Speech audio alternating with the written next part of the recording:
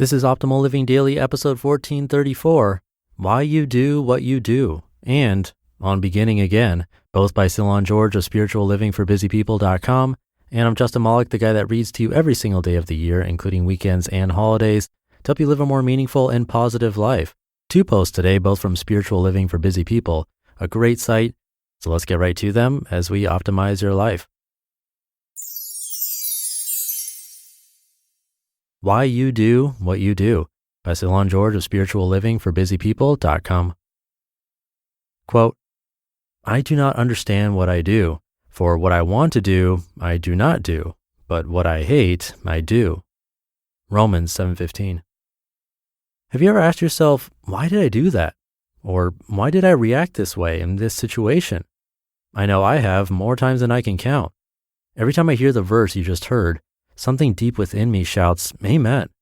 If you've ever lost your temper or eaten too much or told a lie, even a white one, you know what it's like to be bewildered by your own actions. You know what it's like to go against your own values and principles. Many people can easily identify with the feeling of doing the things they hate. Needs and wants.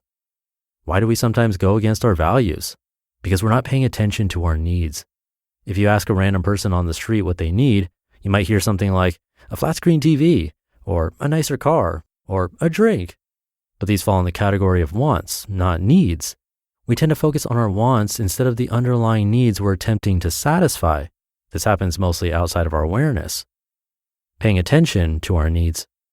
A quick Google search of human needs will yield 2 popular lists, one provided by the psychologist Abraham Maslow and the other by life and business strategist Tony Robbins. Though our wants are infinite, our needs, according to Maslow and Robbins, number just 5 or 6. Here are the 2 lists. Maslow, physiological, oxygen, food, clothing, shelter, etc., safety, love or belonging, esteem, and self-actualization. And Robbins, certainty, comfort, uncertainty, variety, significance, love and connection, growth, and contribution. Though there are some differences, the 2 lists basically point to the same set of needs. Robbins unpacks his needs list in a TED Talk entitled, Why We Do What We Do. The biggest insight from this talk? To begin to understand why we do what we do, we must become intimately familiar with our needs. In our everyday life, this is not what we do. We instead use our values and principles to judge our actions and the actions of others. It doesn't matter how noble our values are. If we neglect any of these important needs in the pursuit of our values, we're much more likely to betray them. This by no means diminishes the importance of values and principles. It just puts them in the right place when it comes to understanding our motivations for our actions. Needs are more powerful than values. For instance, a person may value honesty and integrity, but if that person believes that telling the truth will threaten their safety under certain circumstances, they may lie to meet this basic need.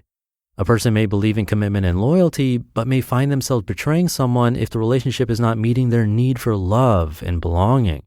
A person may value good health, but may find themselves sitting on the sofa instead of exercising if their need for comfort is dominant. Admonishing ourselves or others when we stray from our values misses the point.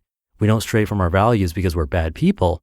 We stray in order to satisfy our unmet needs so powerful that they can take us to places we would rather not go. When we're willing to be honest and humble about this, we reduce the chances of being blindsided by our needs. We give ourselves the chance to meet these needs in conscious and healthy ways instead of unconscious and misguided ways. Uncover the needs that drive you.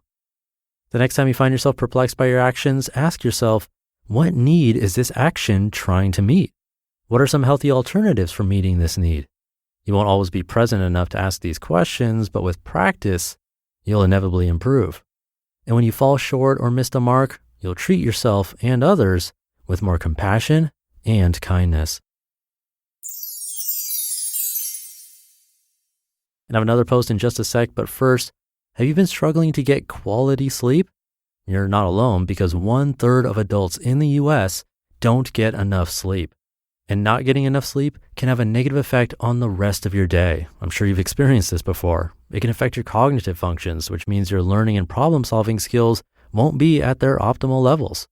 That's why I'm partnering with Calm, the #1 app for sleep. I've joked before about people using my voice to get them to sleep because some have said I'm monotone, but Calm actually works. It's made for that.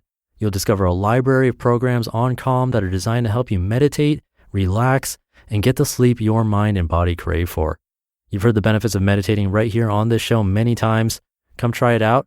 And I listened to Serenity of the Sea from Calm's library of sleep stories the other night to end the day. It is super relaxing.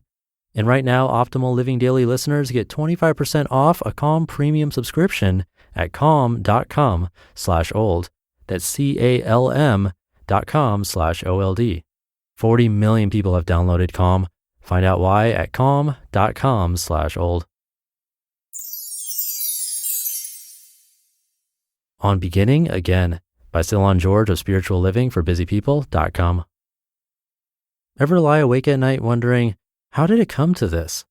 You had a vision, a dream about how your life would unfold, but life had other plans.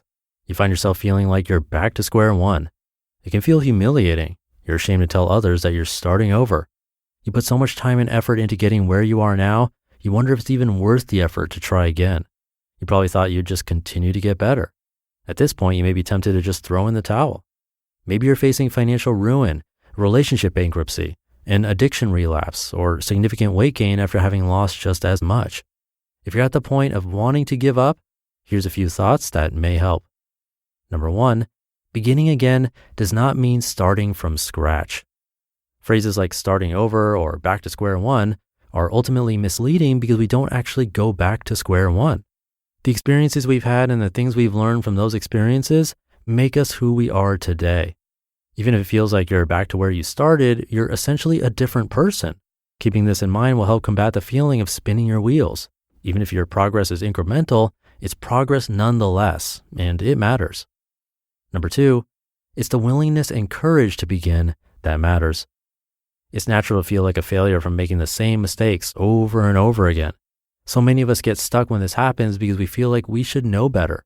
But the real test is how quickly you get up and begin again when you get derailed. The more quickly and consistently you get back up, the less likely you'll be to go astray the next time. Number 3, be kind to yourself no matter what. Decide to do this from the very beginning. Make a pact with yourself that no matter what you think or how you feel about yourself, that you'll commit to treating yourself kindly as you attempt to begin again. Your mind may say lots of bad things about you. However, you can simply choose to not believe what it says. This also goes for the criticism that may come from others. Make yourself a cup of tea, go for a walk, or watch your favorite movie. It's hard work to begin again, and you don't need to be hard on yourself. Begin again. Feeling sorry for yourself? Angry, frustrated, ashamed? Regardless of how you feel, are you willing to step out in faith and begin again? You may not feel like you're making any progress, but there's profound change and growth happening below the surface. To tap into the benefits of this growth, you must be willing to begin again. Know that you can begin again anytime you choose.